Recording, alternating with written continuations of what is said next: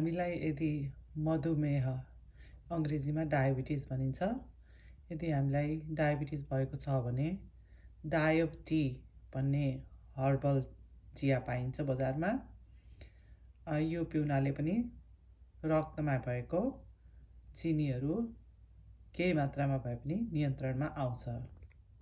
यो डायब टी को बक्समा लेखिएको छ गोर्खा आयुर्वेद कम्पनी भनेर। आधा चिया चम्चा 1 ग्लास पानीमा 2-3 मिनट उमाल्ने भनेर लेखिएको छ।